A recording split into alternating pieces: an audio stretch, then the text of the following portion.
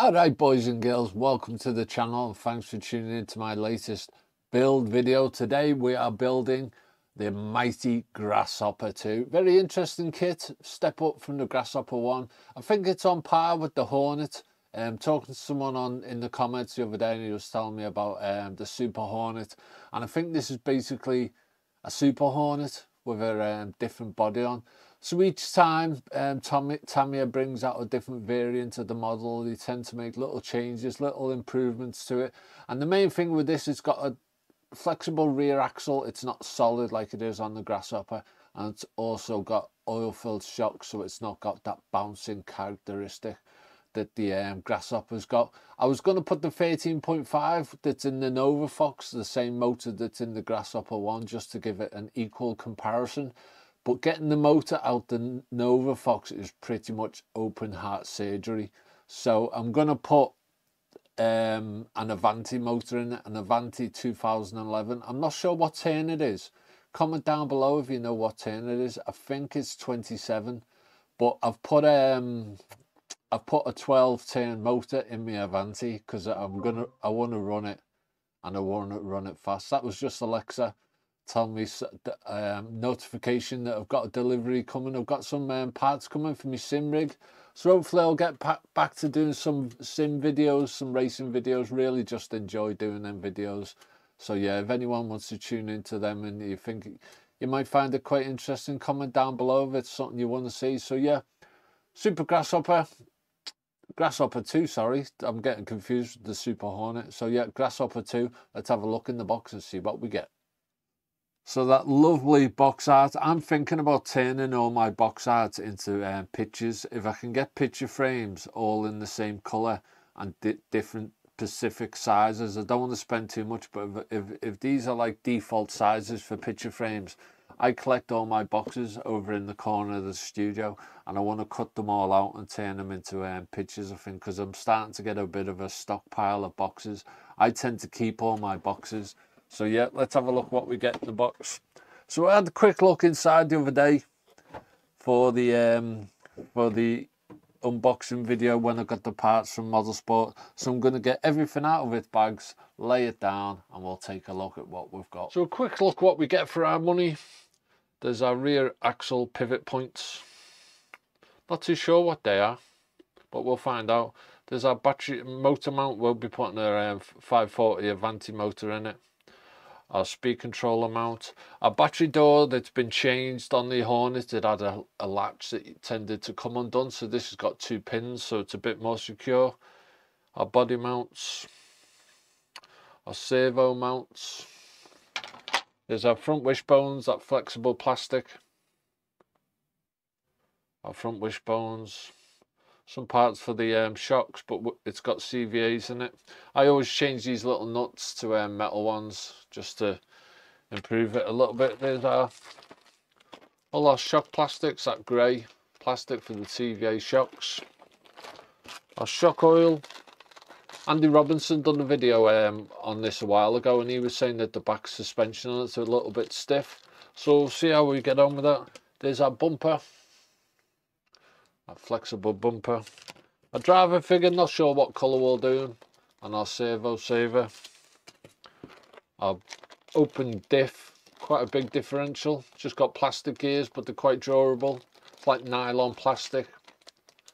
But yep, our differential.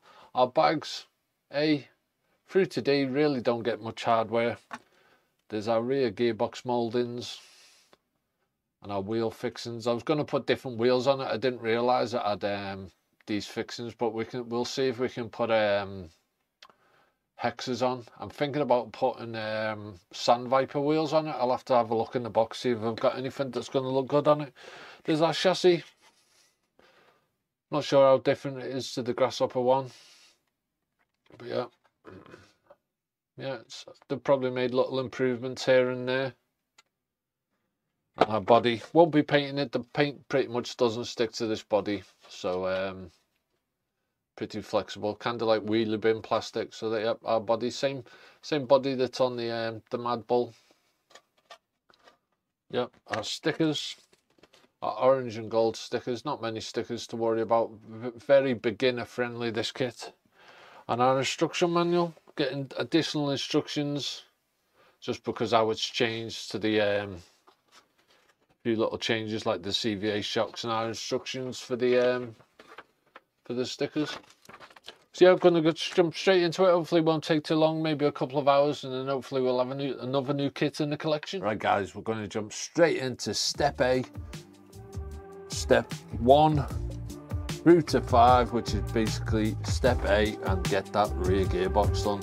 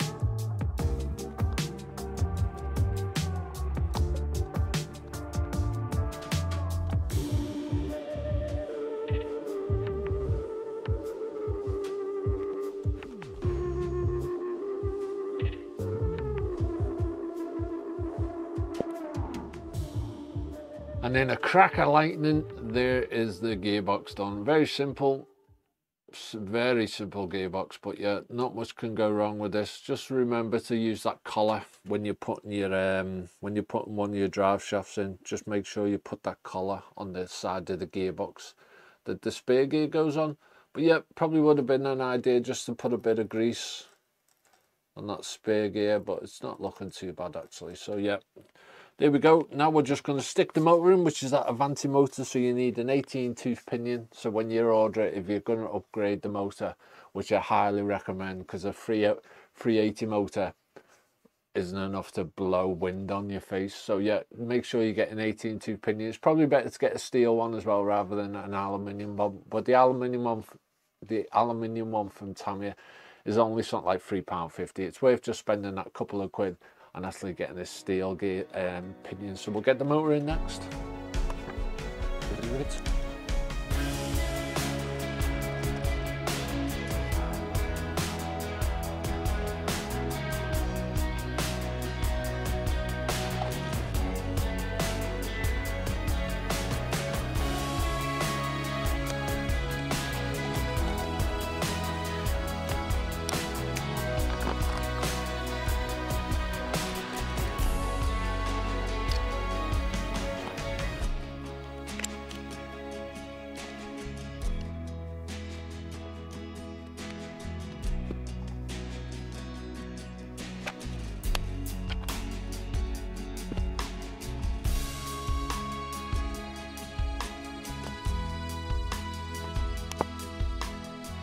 There we go, guys. Vanti motor in. Not sure if it's going to be overpowered for this car, but it's not exactly. I don't believe it's not incredibly fast motor, but yeah, it'll do us. I was going to stick it on eBay, but I just thought I need something to get this running, so I thought I'll just stick it in this. Bit dated, this motor now. A lot of more efficient motors out there, but yeah. So that's step A done. Rear gearbox. Now we're moving on to step B, which is starting the electronics. So we're going to put a low profile servo in, a Hobbywing 1060, I think they're called, ESC, and yeah, all should be good. So we'll do the electronics next and we'll get them in the chassis.